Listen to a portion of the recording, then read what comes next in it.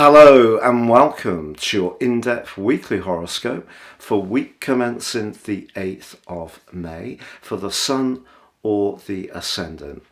I'm going to give you the standout details to look out for that we can all collectively relate to, but please stay with me. I will then explore each of the 12 zodiac signs from Aries through to Pisces in much greater detail. Now this week sees Jupiter and Pluto continue their right angle. Pluto's about power and of course is now in retrograde. Jupiter is about expansion.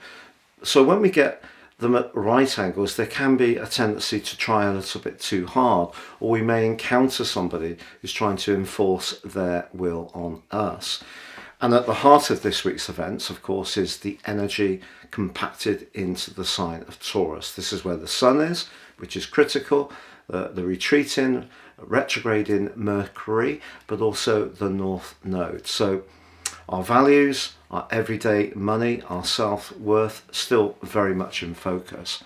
But we now have Venus in the sign of Cancer along with Mars, and that's a water sign, and they're both interacting really positively with two influences in another water sign of Pisces, and that's in the guise of Saturn and Neptune. So what can we take from this? Well, I feel that this is a week where we need to be very tuned in to how things feel. So even if we're dealing with some practicalities, very Taurus-like energy, or money, or we're grappling with something that may not necessarily be that easy due to the Mercury retrograde, there could be some snags or snares or some rethinking going on. The best way to navigate all of this is to listen to our inner guide, so our sixth sense, because when we go against that, that's when things can get a little tricky. But we also have a quarter moon in the sign of Aquarius on Thursday, where Pluto is, and that is in a square with the Sun in Taurus. So I feel one of the things that can come into this week could be some challenges around our future planning or our connections to others, where our values or the financial elements of a situation don't quite stack up in the way that we hope, which is the 11th house energy of higher expectations. So we need to keep our feet very much on the ground with this earthy energy, but tune into how things feel. Now, if you're new to my channel, thank you so much for joining us. This is very much a community. I'd be honoured if you'd subscribe. Please click or tap on the bell notification symbol. And do share any thoughts you have. I try to interact with each one. If you're a returning visitor, thank you so much for joining me once more. And if you would like your free daily horoscope fired to your device each morning, then please see the link below where you can subscribe. I've been writing these for about 28 years, and I think that's unusual amongst the YouTube astrologers. So Taurus, your week commencing the 8th of May forecast suggests that if Mercury has been snagging some of the ideas that you've been developing in recent weeks, and not all of them are gaining the traction you would like, I can really understand why that would be exasperating. This is where we need to have a little bit of trust in the process, and being human beings as we are, sometimes we just want the results, and waiting or giving away our power to enable things to evolve at their own pace is not necessarily part of the human state. So I feel if you can just know that the North Node is in a terrific link with your ruler this week, Venus. I think that's terrific for you. So the things that are edging forwards are probably the things that are most meaningful, even if it's not the priority or the main strand that you've been focusing on.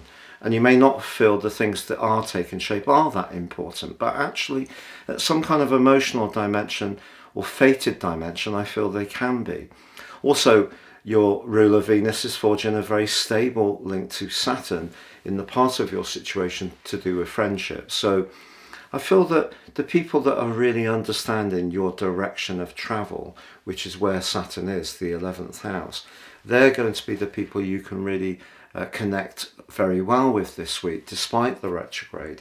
And also Neptune in that elevated, more principal part of your situation, the 11th house. And Neptune can be very much about our dreams and our more spiritual aspirations. That's linking superbly well with Mars. So I think you can chat to people this week. You can reach people despite the retrograde. Don't see it as being a total block, because I don't feel that that is true whatsoever. In fact, Mercury itself also forges a really stable link to Saturn despite its inversion.